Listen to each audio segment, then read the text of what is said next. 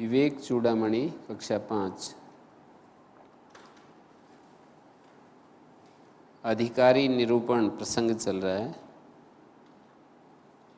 अधिकारिणम आशास्ते फल सिद्धिर विशेषतः उपाया देश कालाद्या संत्यस्मिन सहकारिणा।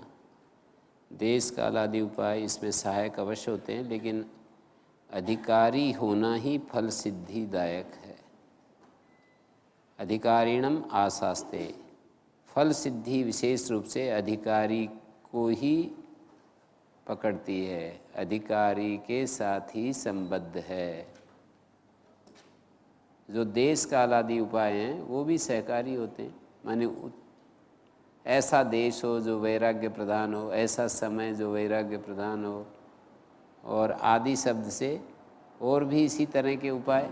देश कालाद्या, देश काल और ऐसे लोगों का संग, विवेकी लोगों का संग, जिनके अंदर विवेक जागृत है, ऐसे लोगों के साथ रहना, ये सब जो है बाह्य जो साधन है वो अवश्य सहकारी होते हैं, लेकिन हमें स्वयं उसका अधिकारी होना चाहिए पहले।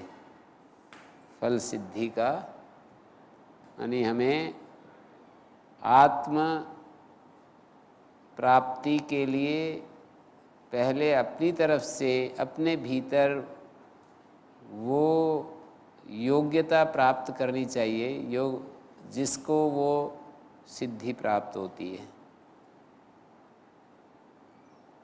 यानी कुछ ऐसे नियम हैं कि जिसको धारण करने से सिद्धि मिलती है।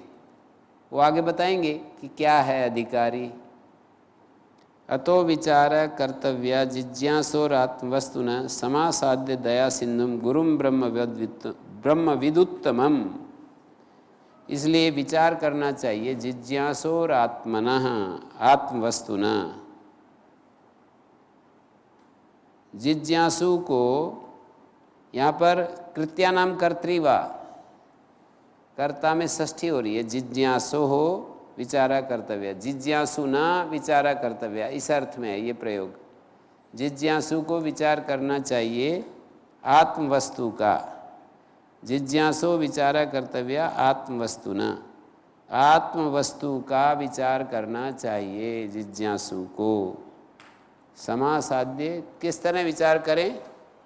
जो दया सिंधु गुरु है ब्रह्मविद उत्तमम, उत्तम जो ब्रह्मविद गुरु है उसको प्राप्त करके हमें विचार करना चाहिए।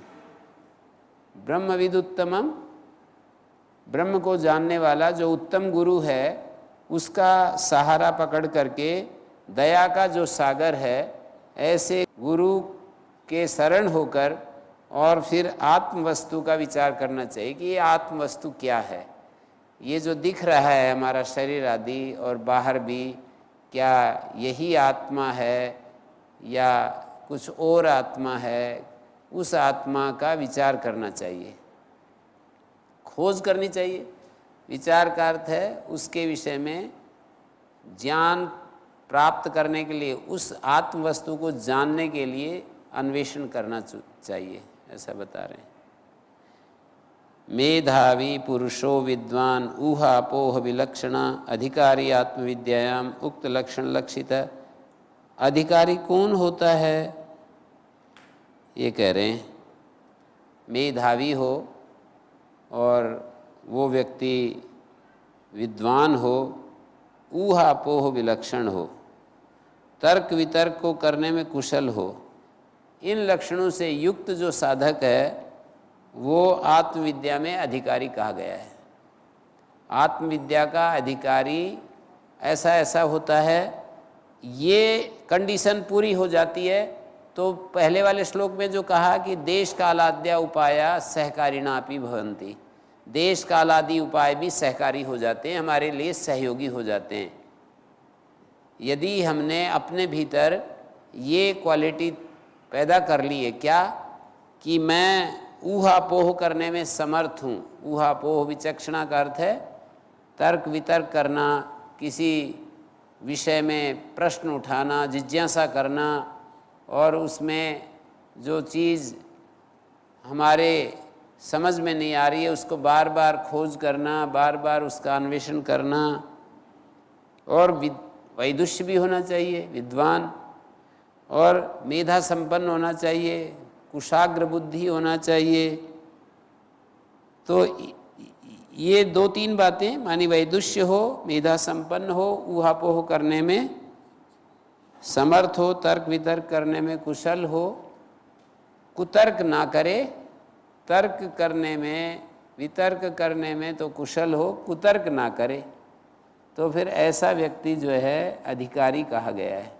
कुतर्क वो होती है, तर्क वितर्क तो जिज्ञासा के लिए की जाती है, कुतर्क वो होती है दूसरे को केवल निरस्त करने के लिए, मेरा और कोई प्रयोजन नहीं, बस इसकी बात को काटना है।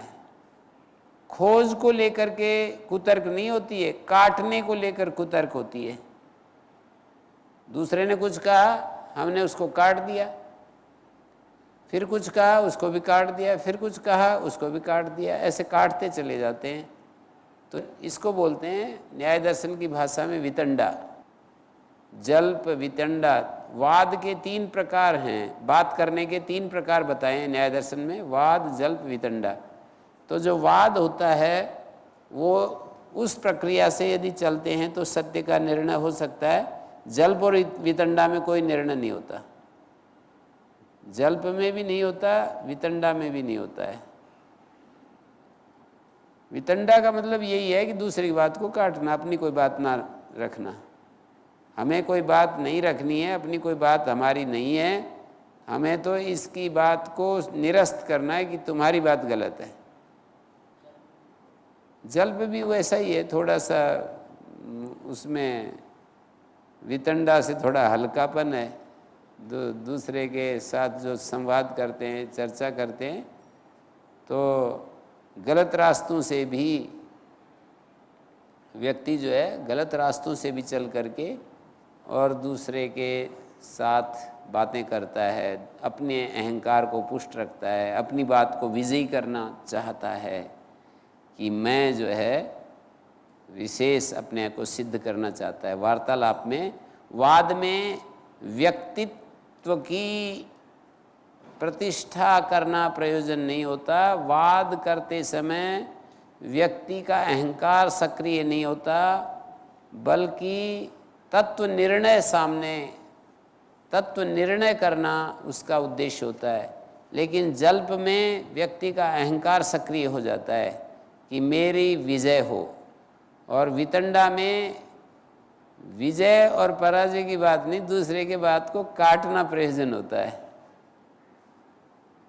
वाद और जल्प में अंतर यह है कि वाद तत्व निर्णय के लिए होता है और जल्प अपने अहंकार को जिताने के लिए होता है कि भाई कैसे भी मुझे जीतना है। तो ऊहापोह विचक्षण मानी ऊहापोह करने में किसी चीज़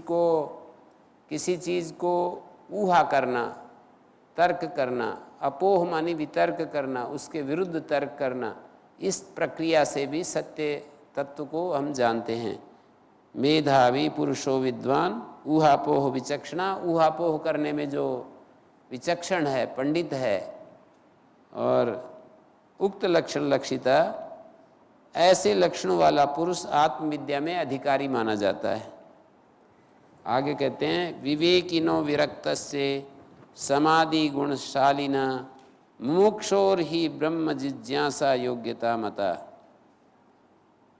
सद और असद विवेकी, विवेकी वो होता है जो 2 चीज़ों को अलग करके देख सके, सत ये है, ये असत है।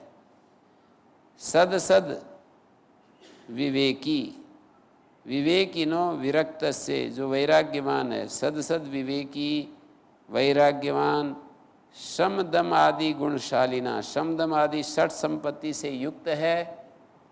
6 संपत्ति मानी गई हैं, शम दम तितिक्षा उपरति श्रद्धा समाधान।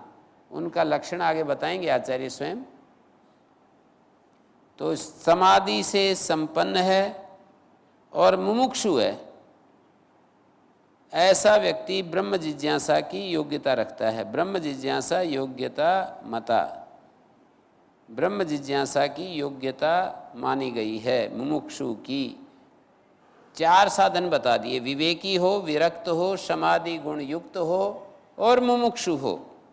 ऐसा व्यक्ति ही ब्रह्म जिज्ञासा की योग्यता का अधिकारी है। इन 4 शर्तों को जो पूरा करता है वो ब्रह्म जिज्ञासा की योग्यता रखता है। ब्रह्म जानने की इच्छा की जो क्वालिटी है उसको पूरा कर रहा है। ये 4 बातें जिसने पूरी कर दी, अब यूँ कहेंगे कि ये ब्रह्म जिज्ञासा करने के लिए सक्षम है। एक विरक्त हो, एक विवेकी हो और समाधि गुणों से युक्त हो। ये आगे बता रहे हैं ना, अभी आगे बताएंगे कि सम दम आदि जो 6 गुण कौन से होते हैं, एक एक परिभाषा करके बताएंगे। इन चारों के बारे में बताएंगे। साधन चतुष्टय कहलाता है ये, मुक्ति के 4 साधन। सभी लोग इसको मानते हैं। सत्यार प्रकाश में भी 9वें समोल्लास में मुक्ति के 4 साधनों में यही साधन गिना करके रखे हैं। विवेक, वैराग्य, षट्क संपत्ति और चौथा साधन है मुमुक्षु। जिनको मुक्ति चाहिए इन साधनों को पूरा करना पड़ेगा। और संसार में जिनको कुछ करके दिखाना है कि हम ये अच्छा करें, वो अच्छा करें, वो एक रास्ता है। संसार में धर्म के मार्ग से चलना और संसार में सुख पाने के लिए जो कोई रास्ता अपनाना, एक ये तीसरा रास्ता है निषिद्ध पथ। जो कोई रास्ता अपनाएंगे और सुखों को पाएंगे। भ्रांति है ये, सुख तो ऐसे थोड़ी मिलते हैं। सुख कहीं पेड़ पर थोड़ी लगते हैं जा करके हमने पकड़ा, तोड़ा और खा लिया। सुख शांति ऐसे नहीं मिलती है, पर भ्रांति के कारण से व्यक्ति ऐसा विचार कर लेता है, सोच लेता है कि मैं खूब सारा साधन इकट्ठा करूँगा, खूब अपना ऐश्वर्य जैसे तैसे मैं ऐश्वर्य को खूब जितना मन चाहा मैं पैदा करूँगा और मुझे शांति मिल जाएगी। ओम प्रणाम गुरु जी। गुरु जी, जो ऊपर वाला श्लोक में है आत्मविद्या के अधिकारी, और ये जो ब्रह्म जिज्ञासा की योग्यता वाले, दोनों एक ही हैं या अलग अलग हैं? नहीं, 16वें और 17 दोनों मिलकर के अधिकारी बनेंगे। ब्रह्म जिज्ञासा की योग्यता मानी गई है इन 4 साधनों को जो करेगा। और आत्मविद्या में अधिकारी मेधावी पुरुष हो, उहापो विचक्षण हो। ये तो उस व्यक्ति की मानी कुल मिलाकर के मेधावी हो सबसे पहले, विद्वान हो और उहापोह विचक्षण हो। एक बात हो गई 16वें श्लोक में जो कहा, माने 3 बातों को इकट्ठा करके बतला दिया कि भाई मेधा संपन्न हो, विद्वान हो, उहापोह विचक्षण हो। ये 3 बातें यदि किसी व्यक्ति में हम देखते हैं तो ब्रह्म विद्या में वो अधिकारी होगा। और ब्रह्म विद्या का जो अधिकारी है वही ब्रह्म जिज्ञासा की योग्यता करने का उसको परमिशन मिलेगी। गुरुजी, कई महापुरुष तो ज़्यादा तर्क वितर्क भी नहीं करते हैं। वो बहुत तर्क वितर्क करते हैं, बाहर नहीं करते, अपने भीतर करते हैं। बाहर तो नहीं करते हैं पर अपने भीतर ऐसे करते हैं कि ये सत्य क्या है, असत्य क्या है, ऐसे अपने भीतर विचार करते हैं। तो विचार किए बिना तो फिर वो चलेगा नहीं ना। अपने भीतर निर्णय करते हैं, तो निर्णय तो विचार के द्वारा ही होगा। जैसे हम जीवन के प्रारंभ में जैसे ही आगे बढ़ते हैं तो हमारे अंदर बहुत सारे प्रश्न उठते हैं, उनका समाधान तो चाहिए ही, तो विचार के द्वारा उनका समाधान करना होता है। अब देखिए, साधनान्यत्र चत्वारि कथितानि मनीषी भी येषु सत्सु एव सन्निष्ठा यद अभावे न सिद्ध्यति। एक तो अधिकारी हो गया, देखिए मेधावी हो, विद्वान हो, उहापोह करने में सक्षम हो, ब्रह्म विद्या में अधिकारी होता है। अब वो अधिकारी व्यक्ति 4 साधन करेगा तब ब्रह्म विद्या की प्राप्ति हो जाएगी। ऐसा क्रम है इसमें।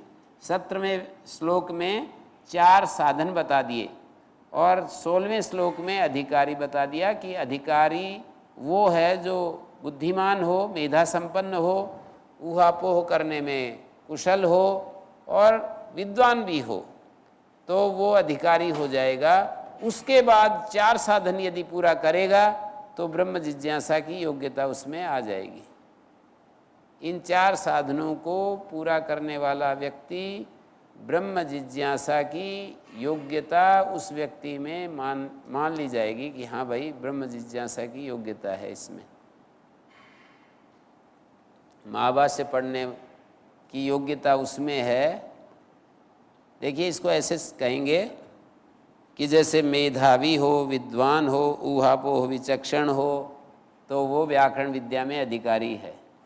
ये कंडीशन तो वहाँ व्याकरण विद्या में भी लागू होती हैं। जो या 3 बताई हैं, मेधावी हो, विद्वान हो, ऊहापोह करने में सक्षम हो, तो व्याकरण विद्या में अधिकारी है। फिर बोलेंगे व्याकरण विद्या में अधिकारी है वो व्यक्ति जब ये साधन करेगा, अष्टाध्यायी याद करेगा,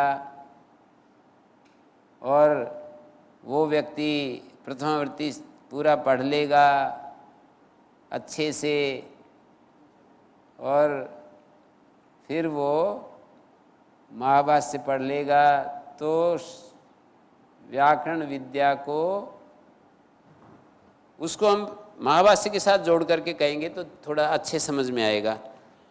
अधिकारी है, फिर कहेंगे कि जो अष्टाध्यायी याद है, प्रथमावृत्ति पढ़ा हुआ है, तो वो व्याकरण महाभाष्य को पढ़ने में योग्यता रखता है। ये जो 17वां श्लोक है, व्याकरण महाभाष्य को पढ़ने में उसकी योग्यता है। पतंजलि का जो व्याकरण महाभाष्य है उसको पढ़ने की योग्यता है यदि अष्टाध्यायी धातुपाठ याद है और प्रथमावृत्ति जिसने पढ़ ली अच्छे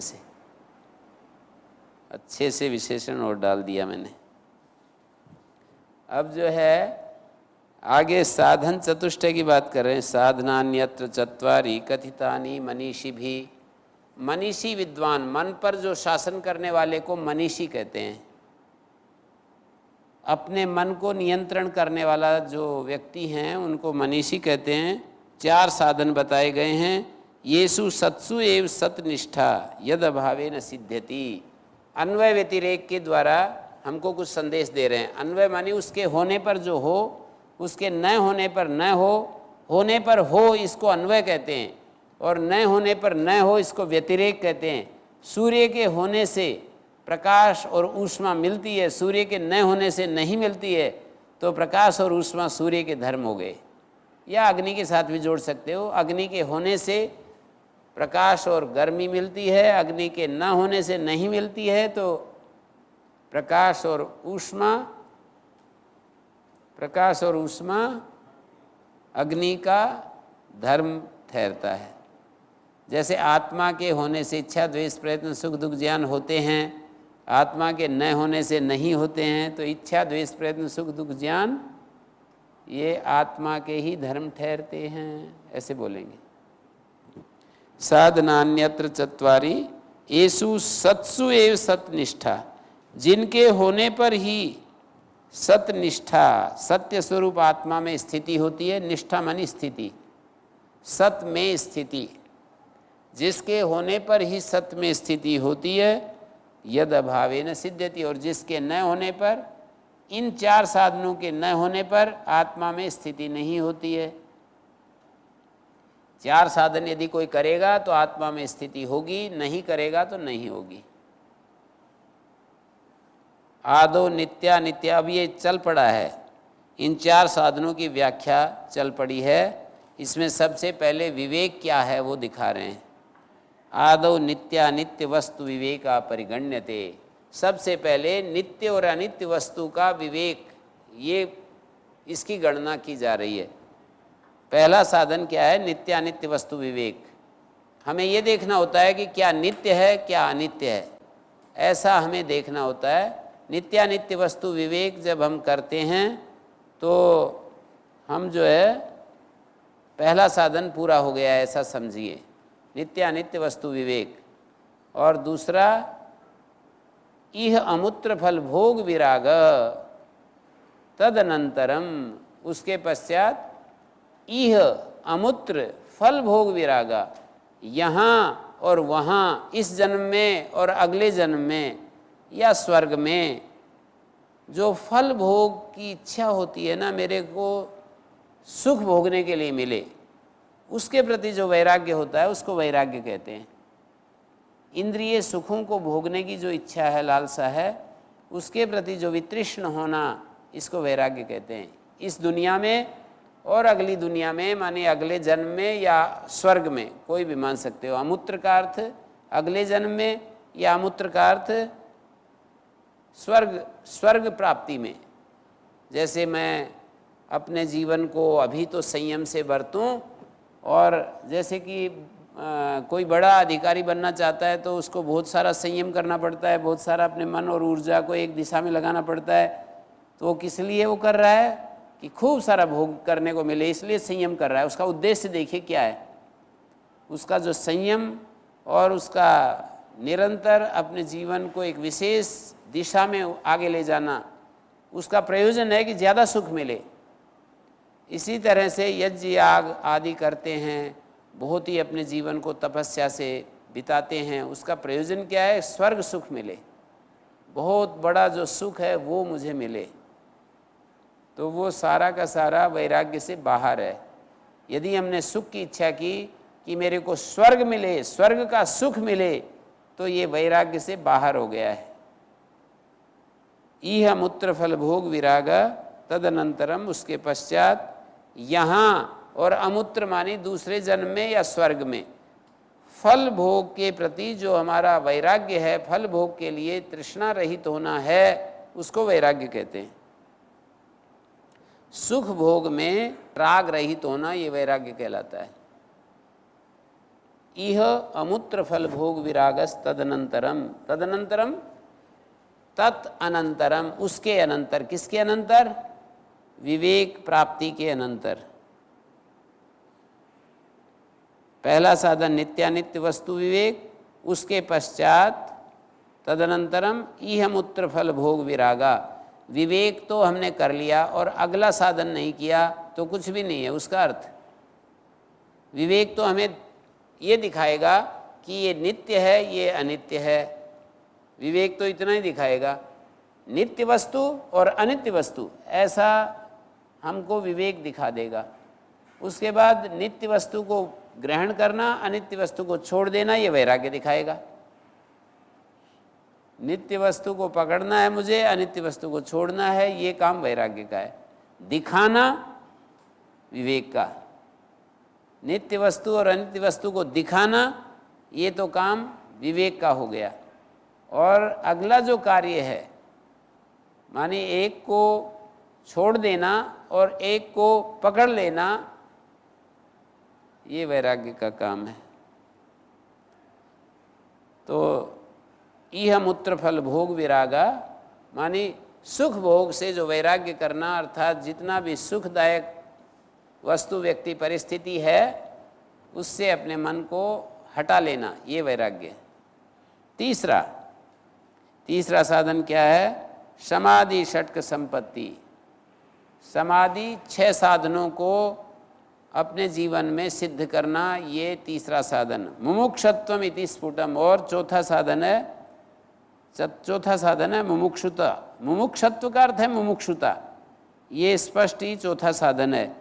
अब समदम उपरति तितिक्षा श्रद्धा समाधान, ये 6 संपत्तियां कही गई हैं साधक की। साधक के 6 ऐश्वर्य हैं, ये संपत्ति हैं इसका। साधक की ये 6 प्रकार की दौलत है। वो आगे बता रहे हैं कि क्या क्या है 6 प्रकार की दौलत। तो नित्यानित्य वस्तु विवेक में क्या देखे साधक? तो बोले ब्रह्म सत्यम जगत मिथ्या इत्येवं रूपो विनिश्चया सोयम नित्यानित्य वस्तु विवेका समुदारिता। ये नित्यानित्य वस्तु विवेक कहा गया है। क्या? कि भाई ब्रह्म ही एक सत्य है इस अस्तित्व में, बाकी सब जगत और जगत के पदार्थ, हमारे शरीर, ये सब मिथ्या हैं। मिथ्या का अर्थ है यहाँ पर एक विशेष अर्थ में मिथ्या का प्रयोग किया है। मिथ्या का मतलब झूठा है ऐसा नहीं।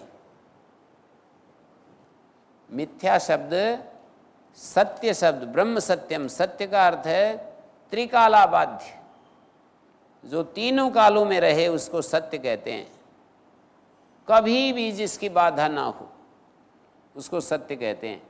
लेकिन जो जगत है या हमारे शरीर आदि हैं वो बाधित हो जाते हैं, उनका अपवाद हो जाता है, उनकी बाधा हो जाती है। कैसे होती है बाधा? जैसे कि हमारी तीन अवस्थाएं, एक जागृत अवस्था, एक स्वप्न अवस्था, एक सुषुप्त अवस्था होती है। हमारी तीन अवस्थाएं हैं, उनसे हम परिचित हैं रोजाना। अब जैसे बैठे हुए हैं तो जागृत अवस्था है। जागृत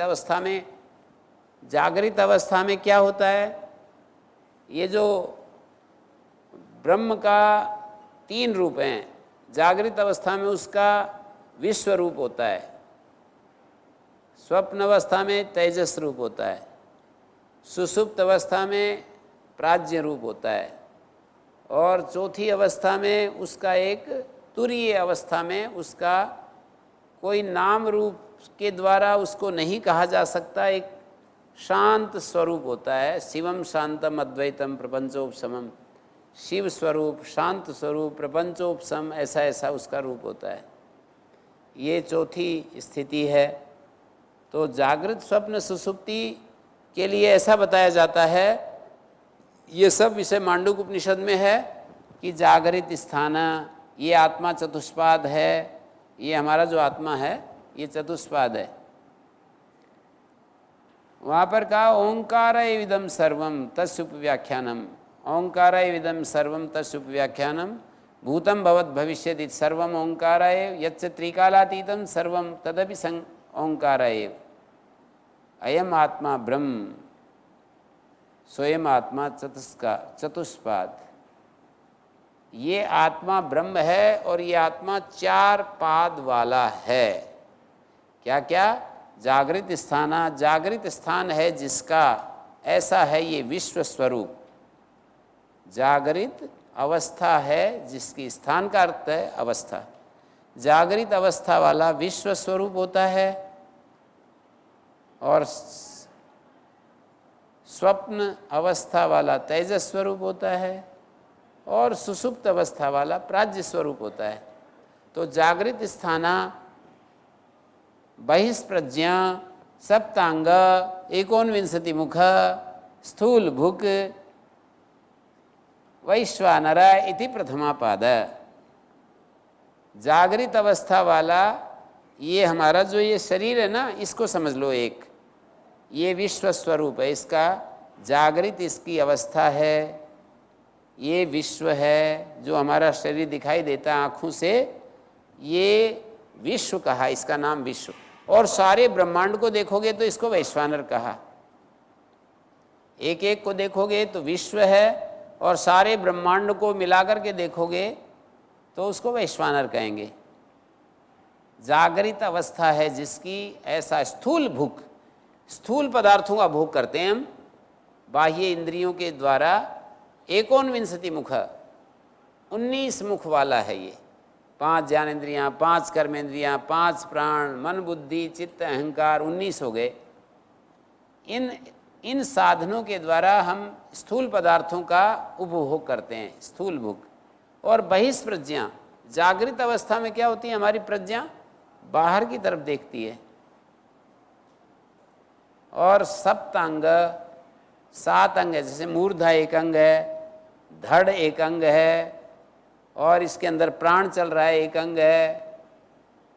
प्राण, धड़, बीच का जो हमारा जो स्थान है शरीर का,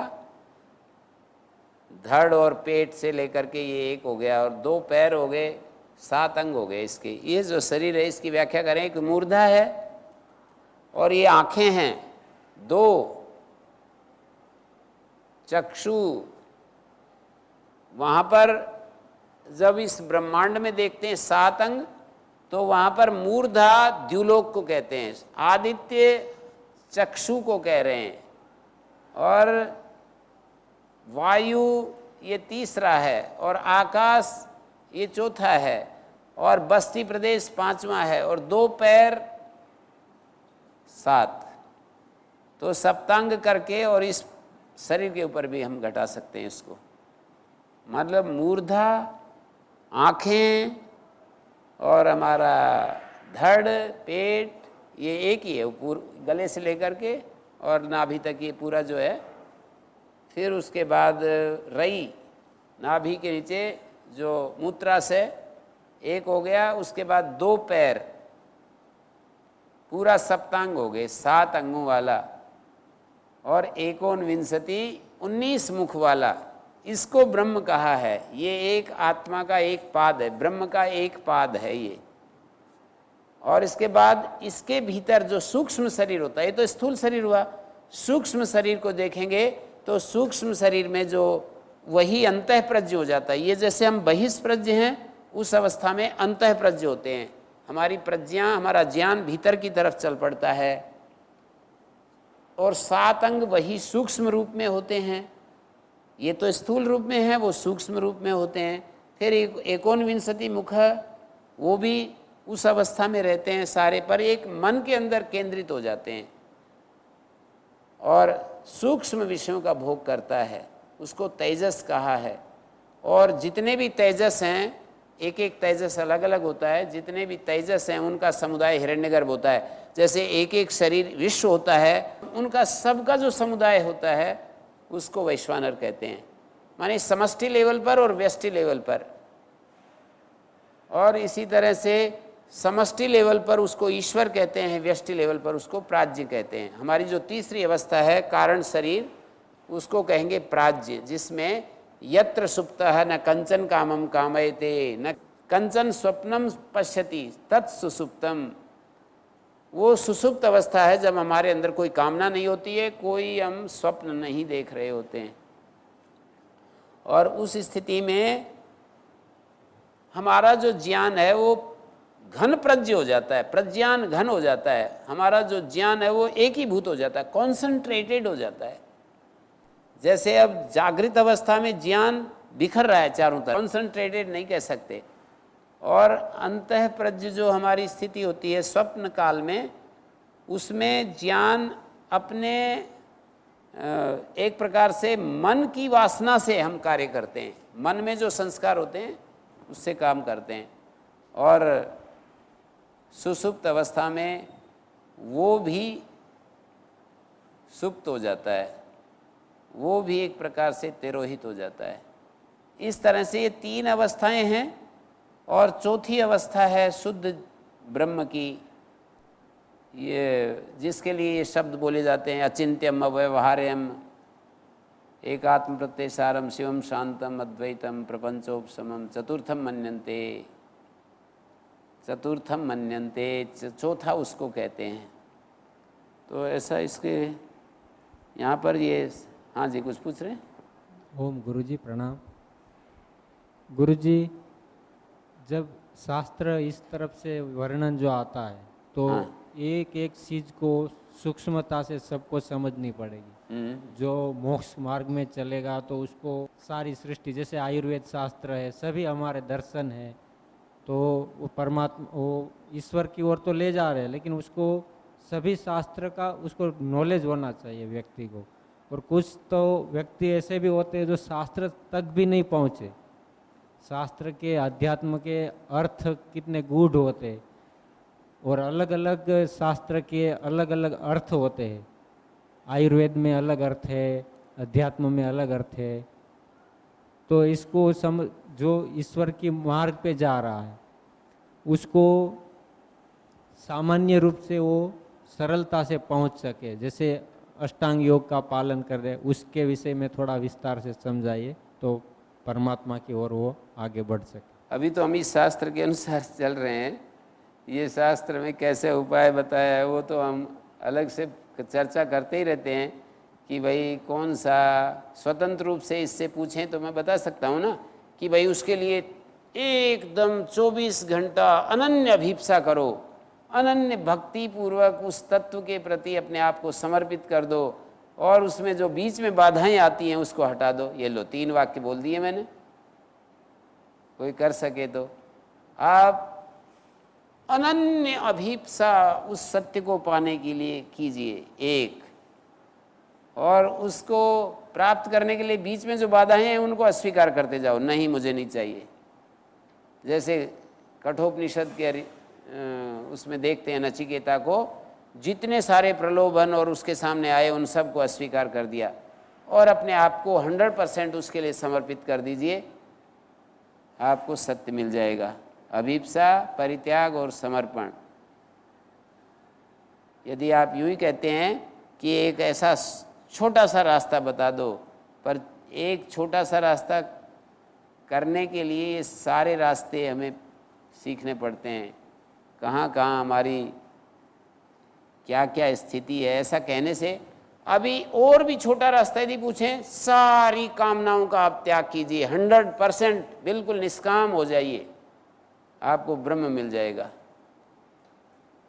आपको यदि यूँ कहा जाए कि निष्काम हो जाओ, अपनी कामना छोड़ दो, आपको कहा जाए ममता छोड़ दो पूरा का पूरा, किसी पदार्थ में जो मेरापन है उसको त्याग दो, भगवान के प्रति अपने आप को उद्घाटित कर दो और उसको ही अपना स्वीकार करो, अपना कह करके उसी को पुकारो, आपको मिल जाएगा।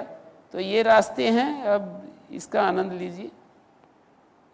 इसको मनुष्य की ऐसा होता है कि जब इसको पढ़ता है तो और कोई रास्ता बताओ जी सरल सा, जब सरल सा बनाएंगे तो फिर ये याद आएगा।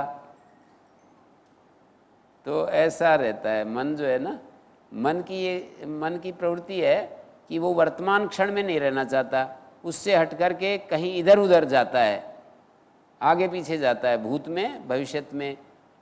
तो जो वर्तमान क्षण है उसमें यदि हम देखें तो बहुत बड़ा उसी के अंदर छिपा हुआ होता है हमारा सारा तपस्या और साधना का रहस्य। मैं ये कह रहा था ब्रह्म सत्यम जगत मिथ्या, मैं ये बोल रहा था कि ये जो है जगत को मिथ्या जो कह दिया, इसका अभिप्राय एक विशेष अभिप्राय से इन्होंने बोला है। किस अभिप्राय से? कि जो ब्रह्म तत्व है वो हमेशा रहता है, चाहे जागृत अवस्था हो, स्वप्न अवस्था हो, सुषुप्त अवस्था हो, तुरीय अवस्था हो, लेकिन ये अवस्थाएं बदलती रहती हैं।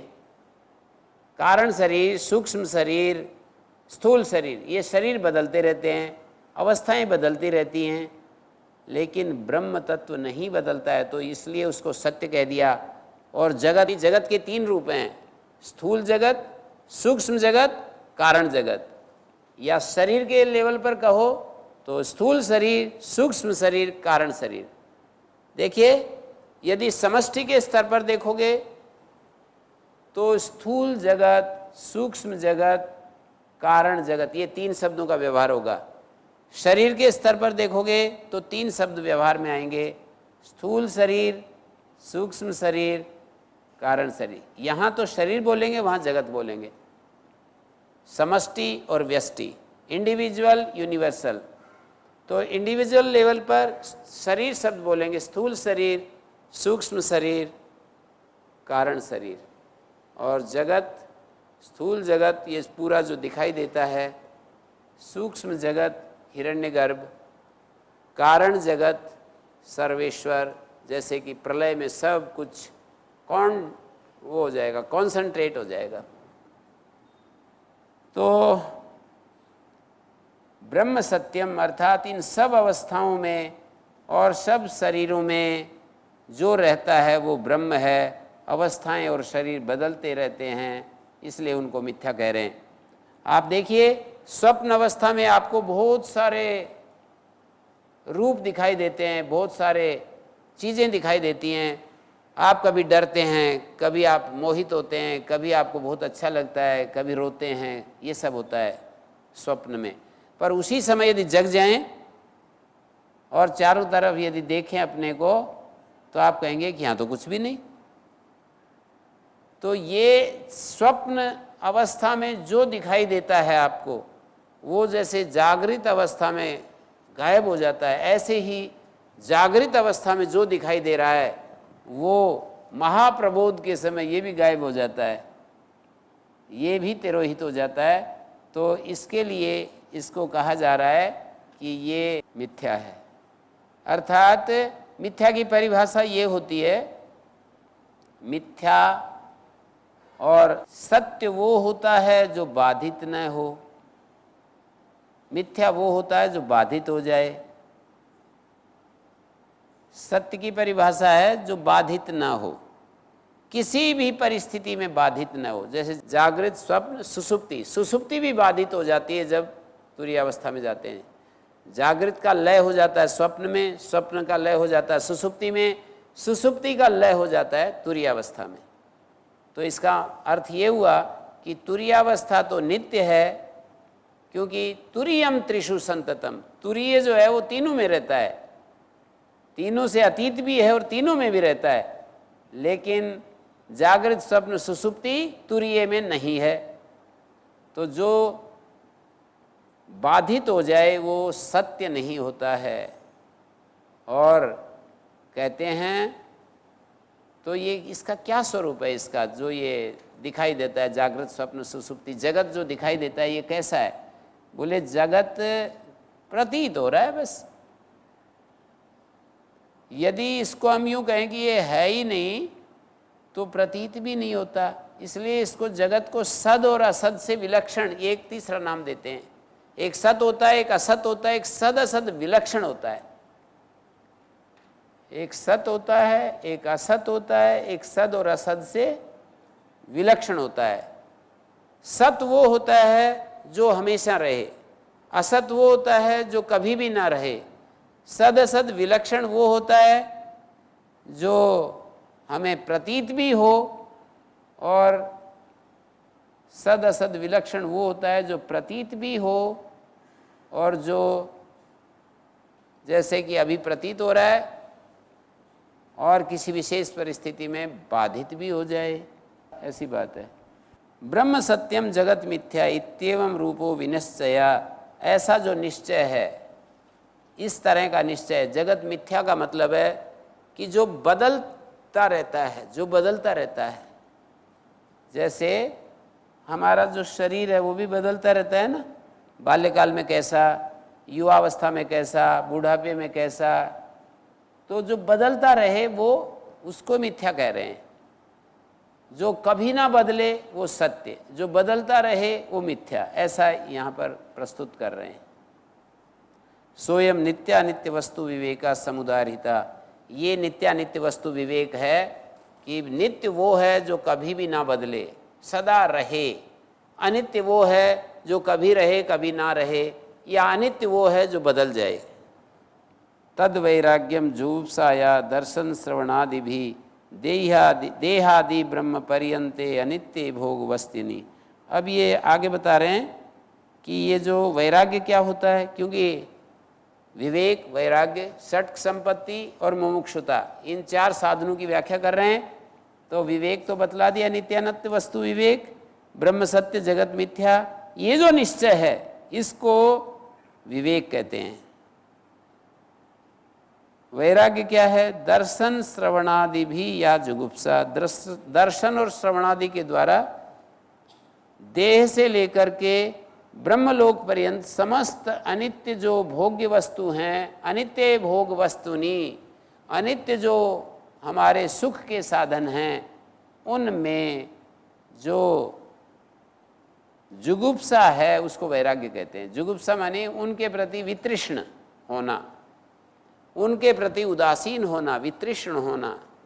मुझे नहीं चाहिए ऐसा, ऐसा जो मन में एक आ जाता है ना भाव, जुगुप्सा का भाव, वितृष्ण का भाव, मुझे नहीं चाहिए ये सब। जैसे कि नचिकेता के सामने बहुत बड़े बड़े प्रलोभन दिए गए, समझाने के लिए वो यही है उसका रहस्य कि जैसे उनके सामने बहुत सारे प्रलोभन रखे गए और उसने कहा नहीं, मुझे आत्मविद्या चाहिए, ये सब मुझे नहीं चाहिए। ये जो स्थिति है हमारी, इसको वैराग्य कहते हैं। कहाँ के कहाँ बताया? आँख से जो विषय हम देखते हैं, कानों से जो सुनते हैं, आदि शब्द से क्या लोगे? दर्शन, श्रवण, और नासिका से सूंघना, त्वचा से स्पर्श करना, जिह्वा से रस लेना, और मन से मैं बड़ा आदमी हो जाऊं, बड़ी बड़ी महत्वाकांक्षाएं हम मन के द्वारा करते हैं, और मेरे को ये मिल जाए, वो मिल जाए, सत्ता, संपत्ति, सम्मान। सत्ता का सुख चाहते हैं मन के द्वारा, संपत्ति का सुख लेते हैं साधनों को इकट्ठा करके और अपने अहंकार को पुष्ट करके, और सम्मान ये सब जो है सत्ता, संपत्ति, सम्मान, इन सब के प्रति जो जुगुप्सा है, अनित्य भोग पदार्थों में जुगुप्सा थोड़ा बड़ा हल्का शब्द प्रयोग कर दिया आचार्य ने, माने घृणा बुद्धि, ऐसे कह रहे हैं।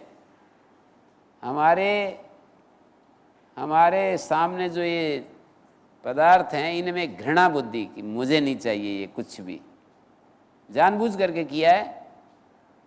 मैं उदासीन शब्द का प्रयोग कर रहे, वितृष्ण शब्द का प्रयोग कर रहे, तो वो जो है सब उससे समझ नहीं पाएंगे। इसलिए जब लोहा बहुत ही मजबूत हो तो उसको तोड़ने के लिए ज़बरदस्त एक प्रेशर देना पड़ता है, अच्छा हैमर प्रयोग करना पड़ता है।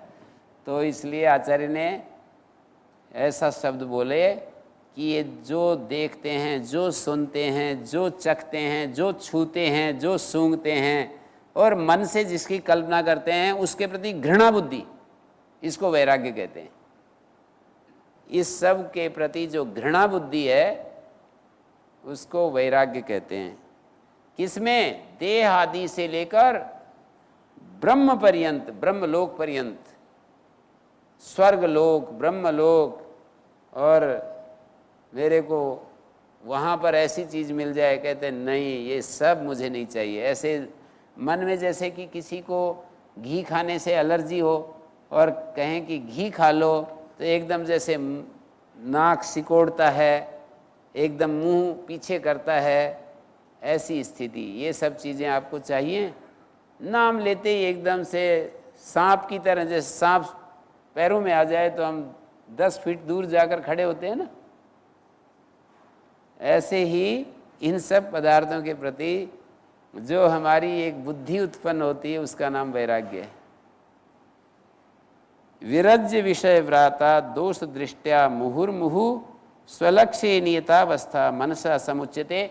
अब विवेक वैराग्य 2 की व्याख्या कर दी, अब 6 साधनों के बारे में बताएंगे। सम क्या है?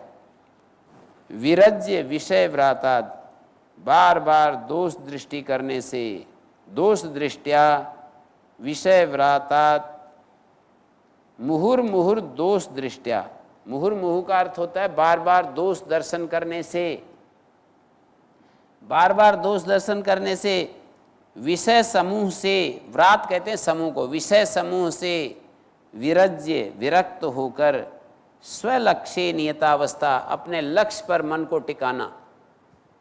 स्वलक्ष्य नियतावस्था, अपने हमारा जो लक्ष्य है, आत्मा जैसे लक्ष्य होता है, ब्रह्म जैसे लक्ष्य होता है, अपने लक्ष्य पर चित्त को टिकाना, इसको सम कहते हैं।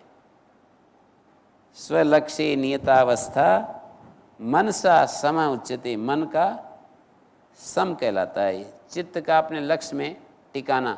मनसा स्वलक्ष्य नियतावस्था, मन का अपने, मन कहो, चित्त कहो, बुद्धि कहो, एक ही बात है।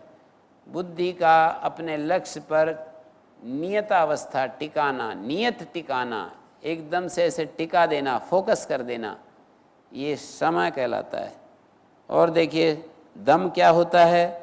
विषयेभ्या परावर्त्य, विषयों से वापस मोड़कर, स्थापनम स्व स्व गोल के, अपने अपने इंद्रिय विषयों, अपने गोलक में इसको स्थिर कर देना, अपने गोलकों में स्थित कर देना, दम कहलाता है। उभयेषाम इंद्रियाणाम स दमा परिकीर्तिता, कर्मेंद्रिय और ज्ञानेंद्रिय दोनों को उनके विषयों से खींचकर, विषयभ्य परावर्त्य, परावर्त्य माने लौटा कर, जैसे हमारी आँख जो है रूप की तरफ जाएगी, हमारे कान शब्दों की तरफ जाएंगे, हमारी जिह्वा रस की तरफ जाएगी, नासिका गंध की तरफ, त्वचा स्पर्श की तरफ, तो क्या करेंगे? और हाथ किसी चीज़ को पकड़ने के लिए, और पैर चल कर के जाएंगे कहीं पर जहाँ इनको आसक्ति होती है किसी विषय में। और इसी तरह से 5 ज्ञानेंद्रियाँ, 5 कर्मेंद्रियों के जो कर्म हैं उनसे वापस मोड़कर क्या करना? स्व स्व गोल के स्थापना, जो जहाँ है वहाँ पर ही उसको स्थापित कर देना, इसको दम कहते हैं। उभयेषाम इंद्रियाणाम, दोनों प्रकार की इंद्रियों को विषयों से परावर्त खींचकर अपने अपने गोलक में स्थित कर देना, प्रत्याहार बोलते हैं ना, उसी को दम कह रहे हैं। योग दर्शन में जिसको प्रत्याहार कहा है, स्व विषय संप्रयोगे चित्तस्य स्वरूपानुकारा इंद्रियाणाम प्रत्याहारा। इंद्रियों के अपने विषय के साथ स्व विषय असंप्रयोगे, स्व विषय के साथ संप्रयोग संबंध को हटाने पर चित्त से स्वरूपानुकारा इंद्रियाणाम, इंद्रियां जो है चित्त के स्वरूप जैसी हो जाएं, बस विषय से हटकर चित्त का स्वरूप बन जाएं, तो उसको प्रत्याहार कहते हैं। वही ये दम है। दोनों प्रकार की इंद्रियों का विषयों से हटाकर अपने गोलक में, जहाँ जो इंद्रियां, आँख वैसे आँख में रहे, विषय से हट जाए। ऐसा नहीं जैसे बाहर तो हटा दिया और मन में सोचने लगे तो हटा नहीं। जैसे हम बाहर से तो अपनी आँख को हटा दिया और फिर अंदर ही अंदर सोचने लगे उसको, या अंदर ही अंदर उसके बारे में कुछ विचार करने लगे, हटा नहीं। तो विषयों से अपनी ज्ञानेंद्रिय और कर्मेंद्रियों को हटाकर अपने अपने गोलक में उसको ठहरा देना, स्थापन करना दमा कहलाता है। और उपरति क्या होता है? बाह्य अनालंबनम वृत्ति, जो हमारी चित्त वृत्ति होती है, बाह्य विषय का आलंबन ना ले तो ये उपरति होती है। जैसे हमारी एक चित्त वृत्ति होती है तो कहीं वो किसी व्यक्ति का आलंबन ले रही है, किसी वस्तु का, किसी परिस्थिति का, किसी नाम रूप आकृति, हमारी चित्तवृत्ति बाहर किसी चीज का यदि आलंबन ले रही है तो बाह्य अनालंबनम, बाह्य विषय का आलंबन न लेना, ये उपरति, ये उत्तम उपरति होती है, ऐसा कह रहे हैं। इसको उपरति कहते हैं, उत्तमा उपरति, ये उत्तम उपरति कहलाती है।